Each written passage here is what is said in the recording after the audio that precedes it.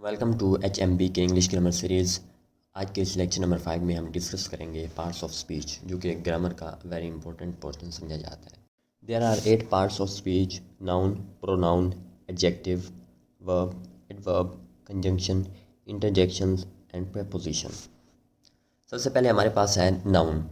हम बचपन ही से पढ़ते आ रहे हैं कि नाउन क्या होता है। नेम ऑफ पर्सन, प्लेस और थिंग, ये सारा हम पढ़ते आ रहे हैं। लेकिन इसके अलावा भी नाउन में कुछ चीज़ें फ़ाल करती हैं, जिससे आप कह लें कि अगर कोई आइडिया होगा तो वो भी नाउन होगा, अगर कोई कॉन्सेप्ट होगा तो वो भी नाउन होगा। जब हम मज़ीद इसको डिटेल में पढ़ लेंगे तो हम देखेंगे कि क्या क्या चीज़ें नाउन में आ सकती हैं। बहरहाल अब हम इसकी एग्जांपल्स की तरफ जाते हैं। तो फॉर एग्जांपल के तौर पर मुल्तान इज़ ओल्ड सिटी। इसमें मुल्तान क्या है? किसी भी प्लेस का नेम है, तो ये क्या हो गया? नाउन हो गया। अब सेकंड एग्जांपल हमारे पास ये वाली है कि उमेरा इज़ आ स्टूडेंट। तो इसमें उमेरा क्या है? नेम ऑफ पर्सन है, और ये क्या हो गया? नाउन हो गया। और एज अ स्टूडेंट क्या हो गया? फर्दर प्रेडिकेट हो गया। Freedom is great blessing. अब देखिए, फ्रीडम ना तो किसी चीज़ का नेम है, ना जो है ना किसी प्लेस का नेम है, ना जो किसी पर्सन का नेम है। तो ये क्या है? एक कॉन्सेप्ट है, एक आइडिया है। तो इस सेंटेंस में फ्रीडम क्या हो गया? हमारे पास नाउन हो गया। ओके, नेक्स्ट हमारे पास है प्रोनाउन। प्रोनाउन दरअसल ऐसे तमाम तर वर्ड्स होंगे जो कि हम नाउन की जगह पर इस्तेमाल करते हैं। कैसे कि अगर हम ऐसे राइटिंग में आएँ या लेटर वगैरह में आएँ तो क्या होता है, हम नाउन बार बार यूज़ नहीं करते, तो हम उसकी बजाय क्या कर देते हैं?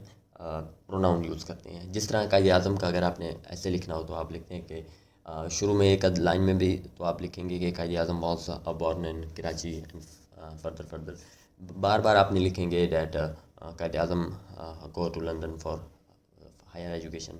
तो फिर उसके बजाय आप लिखेंगे that he goes to London for higher education. ठीक है, तो ये जो he, she, it, they, there, तो ये वी, और ये तमाम तर क्या आ जाएंगे? प्रोनाउन में काउंट हो जाएंगे। नेक्स्ट हम मूव करते हैं और वो है एडजेक्टिव। एडजेक्टिव ऐसा वर्ड जो कि किसी भी नाउन के मीनिंग को इन्हांस कर दे, इंक्रीज़ कर दे, या आप कहें कि किसी भी नाउन के मीनिंग में इजाफा कर दे, वो होगा एडजेक्टिव। जैसे कि इधर एग्जांपल है हमारे पास, Multan is a beautiful city. हमें पता है मुल्तान क्या है? एक नाउन है। अब इसके मीनिंग में कौन इजाफा कर रहा है? ब्यूटीफुल। ये एक सेंटेंस इधर भी कंप्लीट हो सकता है कि Multan is a city. Yes, ये एक सिंपल सेंटेंस है। अब जो ब्यूटीफुल है, ये मुल्तान के मीनिंग में एडिशन कर रहा है। मुल्तान नाउन है, तो इसके मीनिंग में जो चीज़ एडिशन कर रही है वो है एडजेक्टिव, ब्यूटीफुल। नेक्स्ट हमारे पास है वर्ब। वर्ब क्या चीज़ है? कि कोई भी एक्शन आप परफॉर्म करते हैं वो कहलाएगा वर्ब।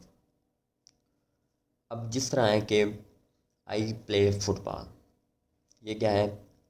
प्ले वर्ब है। आई सिंग सॉन्ग, सिंग क्या है? वर्ब है। आई गो टू स्कूल, गो क्या है? वर्ब है। कोई भी एक्शन जो कि आप परफॉर्म कर रहे हैं वो है verb. Next is adverb. Adverb mean modify verb. Adverb से मुराद ये है कि ऐसे तमाम तर लफ्ज़ जो कि वर्ब के मीनिंग को इन्हांस करते हैं, इंक्रीज़ करते हैं, या वर्ब के मीनिंग को बढ़ा दें, वो कहलाएंगे एडवर्ब। जिस तरह हमने एडजेक्टिव और एडवर्ब में ये फ़र्क है कि जो एडजेक्टिव है वो नाउन के मीनिंग में इजाफा करता है, और जो एडवर्ब है वो वर्ब के मीनिंग में इजाफा करता है। इसकी एग्जांपल हम देखते हैं कि ही रन्स फास्ट। ही क्या है? हमारे पास नाउन है, एज अ प्रोनाउन के तौर प्रोनाउन है आप कह लें, और सब्जेक्ट है। उसके बाद रन्स क्या है? ये हमारे पास वर्ब है। अब इस वर्ब के मीनिंग में जो चीज़ इजाफा कर रही है वो है फास्ट। अब ये भी सेंटेंस कंप्लीट है। ही रन्स, वो भागता है। इज़ रनिंग, वो भाग रहा है।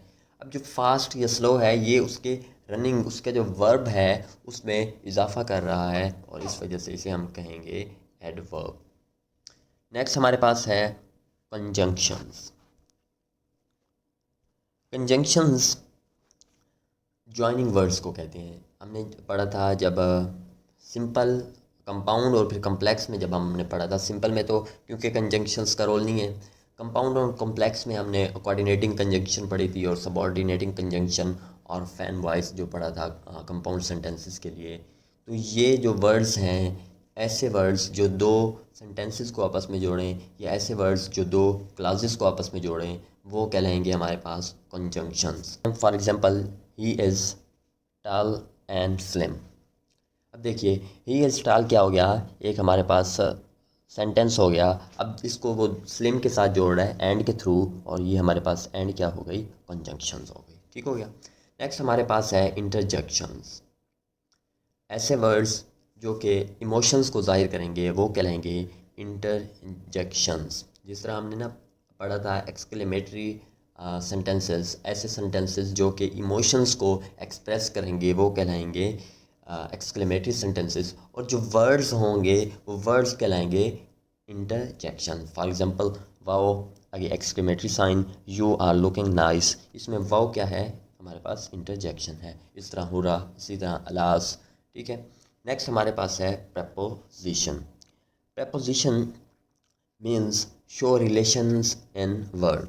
तमाम तर वर्ड्स जो कि सेंटेंस के अंदर एक रिलेशन क्रिएट करते हैं, पोजीशन को बताते हैं, वो कहलाएंगे प्रपोजिशंस।